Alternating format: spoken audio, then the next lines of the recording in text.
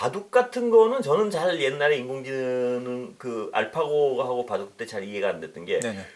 그 지금 그 슈퍼컴퓨터가 많고 인공지능 안 쓰고 하면 그 경우의 수를 쫙 나열해가지고 하면 될 것 같은데 왜 그게 안 되는 거예요? 그러니까 바둑의 모든 경우의 수를 슈퍼컴퓨터에 돌려가지고 하면 모든 답은 나와 있는 거 아닌가요? 그게 왜 인공지능이 필요하죠? 맞습니다. 예. 네, 사실은 이제 계산으로 이론적으로는 풀 수 있는데요. 예. 문제는 바둑 같은 경우에 경우의 수가 너무 많다는 게 문제고요. 아, 그 정도로 많습니까 바둑이? 네, 바둑이 경우의 수가 제가 알기로 뭐 10에 한 171승 이런데요. 그게 얼마나 큰 숫자냐면 예. 우주에 존재하는 전체 원자의 수가 10에 한 80승?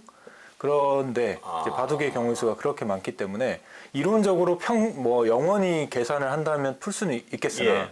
바둑은 아시다시피 서로 주고받아야 되고 예. 제한된 시간 안에 최적의 수를 찾아야 되기 때문에 모든 경우의 수를 다 판단할 수는 없고 그렇기 때문에 인공지능이 사람도 그렇잖아요. 모든 경우의 수를 생각하는 게 아니고 예. 이제 직관적으로 그렇죠. 실력과 경험에 의해서 이제 가장 후보를 몇 군데 두고 이제 그 중에서 제일 좋은 수를 찾는 것처럼 예. 알파고도 비슷한 방식으로 작동을 합니다. 아, 그래서 그 경우의 수가 근데 우리가 가진 그 전 세계 슈퍼컴퓨터 같은 성능이 그렇게 발달하고 있는데도 그 경우의 수가 그 정도가 되면 계산이 빨리빨리 안 되나 보죠. 그렇죠. 그 지금의 과학 기술로는 사실 어렵고 앞으로 이제 향후에 양자 컴퓨터나 이런 것들이 나와서 연산량이 앞으로 만약에 엄청나게 또 증가를 한다면 예. 하나씩 옛날에 컴퓨터로는 체스도 못 풀었는데 이제는 체스는 거의 완벽하게 풀 수 있는 수준으로 가고 예. 있거든요. 예. 그런 것처럼 바둑도 언젠가는 풀리겠죠. 예. 근데 현재 기술로서는 모든 경우를 계산하기는 불가능할 것 같습니다. 아, 제가 흥미로웠던 것 중에 하나는 알파고랑 그 이세돌 기사랑 바둑을 두는데 네. 알파고가 인공지능을 통해서 어떤 수를 둘 때 그 수의 결과물은 아는데 왜 그 알파고가 그런 결론을 내는지 연산 과정에 대해서는 우리가 모르는 거죠, 그거는. 그렇죠. 네, 그것을 알파고가 설명할 수 없죠. 내가 그렇죠. 왜 이런 수를 뒀는지. 예. 그거는 결과론적으로 기계는 엄청나게 많은 데이터로 학습을 하고 예. 또 자기네 알파고끼리 대국을 통해서 최종적인 결정을 계속 학습을 하는 거고 내부의 인공신경망은 숫자로 이루어져 있거든요. 예. 그러니까 그런 결정을 내리기까지 내부의 숫자들은 있지만 그게 우리가 아는 형태로 설명이 가능하진 않은 거죠. 예. 그 다음에 제가 또 궁금한 거 하나가 인공지능과 어떤 전쟁 무기 분야인데 이게 인공지능이 어떤 압도적인 게임 체인저가 될 수 있는 거 아니겠습니까? 전쟁에는 그 판단이나 그렇겠죠. 네, 아무래도 인공지능이 속도나. 그렇죠. 예. 기계가 사람의 물리적인 능력을 다 벗어난 압도적으로 이제 우수하기 때문에 예. 뭐 연산 처리 속도나 뭐 그다음에 이제 사람은 한 명이지만 물리적인 제약 없이 뭐 전 세계 어디든 이렇게 존재할 수 있기 때문에 상당히 이제 전쟁이나 이런 영역에서는 상당히 좀 위험한 도구가 될 수 있겠죠. 근데 그게 이제 그 위험을 인간이 피해갈 수 있느냐의 부분이 문제인데요. 네네. 우리가 합의해서 야 우리가 여기까지만 개발하고 이거 하지 말자. 이게 불가능할 것 같단 말입니다. 네. 그러면 서로 또 무한 경쟁에 들어갈 텐데. 네. 그럼 전쟁 상태에서 예를 들어 발사 버튼을 누가 누르느냐를 인공지능이 결정하게 되면 네. 그건 인류의 어떤 치명적인 위험성 아닌가요? 어떻게 보세요? 그렇겠죠. 저도 그런 부분은 충분히 전 세계적으로 예. 공감대를 형성하고 예. 뭐 어떤 유엔이나 여러 기구들이 철저하게 감독하고 제어를 해야 된다고 생각을 하고요. 실제로도 뭐 전쟁 무인기들이 요즘은 전쟁을 이제 예전처럼 막 대규모로 이렇게 예. 하기보다는 뭐 드론이나 무인기로 지금 하는 시대가 됐고 실제로 이제 미국 같은 경우에는 뭐 AI 기반의 드론이나 무인기로 실제로 기술은 이미 다 완료가 되어 있고 그래서 뭐 얼마 전에도 그 이제 다알파에서 주최한 대회에서 인간은 가장 베테랑 그 F-16의 파일럿보다 예. AI가 5대 0으로 압도적으로 승리해 버렸거든요. 예. 그러니까 그런 제어나 뭐 이런 뭐 이제 정확하게 정밀하게 요격하거나 뭐 이런 것들은 당연히 AI가 앞설 때 예.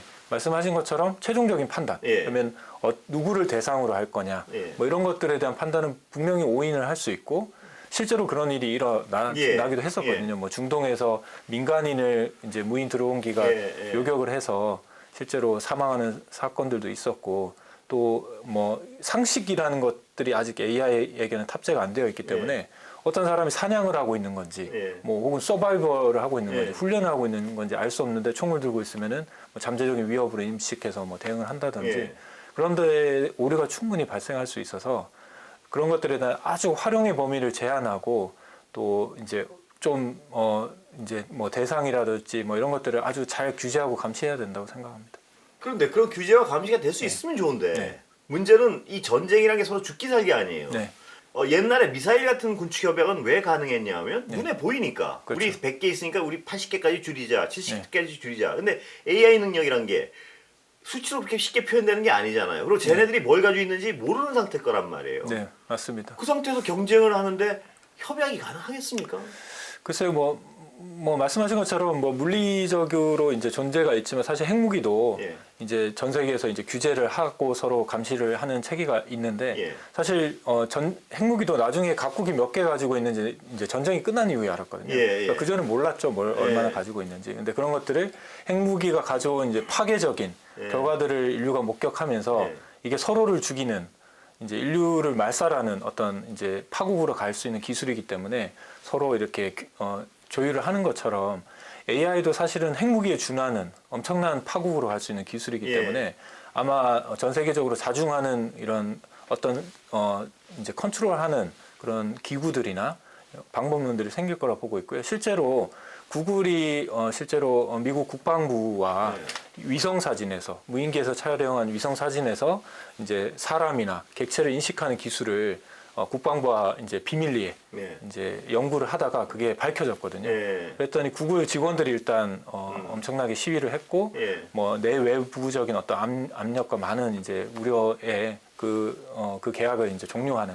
이런 일들도 일어났고 그 국방에서 AI를 개발하는 데서 전 세계적으로 엄청나게 좀 특히나 학자들은 예. 엄청난 우려를 공개적으로 발표를 하고 있고 그래서 아마 적절한 선을 찾아가지 않을까 싶습니다. 근데 이 전체주의 국가 특히 요새 어떤 중국의 어떤 부상 이러면서 네. 또 세계 패권을 지려면 패권 경쟁이 시작돼 그러면 저는 그게 굉장히 두려운 게 그게 자체가 될까 과연 네. 이 어떤 아까도 말씀드린 가시적으로 보이는 분야가 아니기 때문에 네. 그리고 전쟁 상황 비슷한 때가 됐을 때요. 네.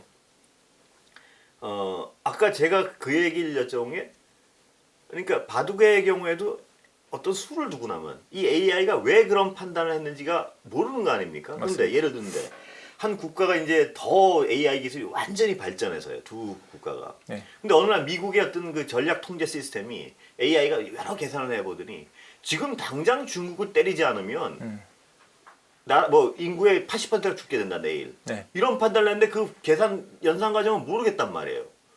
그때 과연 그 때리지 않을 어떤 자제를 할 수 있을까 한 국가가 그런 부분에 대해는 어떻게 생각하세요?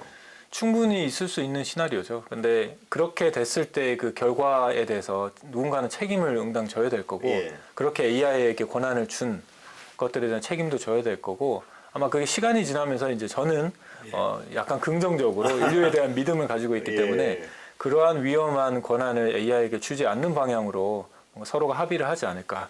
그러니까 기술적인 부분에서 당연히 모든 나라가 아마 AI로 이런 무기들이나 이런 것들을 전쟁이나 이런 것들을 당연히 도입을 할 거고 뭐 요즘의 전쟁들은 다 사이버전이고 또 데이터 기반의 어떤 전쟁들이기 때문에 당연히 AI가 도입되기 최적의 환경인 거거든요. 그러니까 당연히 기술들은 전 세계가 이제 갖춰갈 건데 그걸 실전에 투입하는 순간 이제 그거에 대한 반대급부들을 충분히 감당을 해야 될 거고요. 그렇게 되면 이제 핵무기와 같은 거죠. 사실은 이제 가상적인 핵무기인 거죠.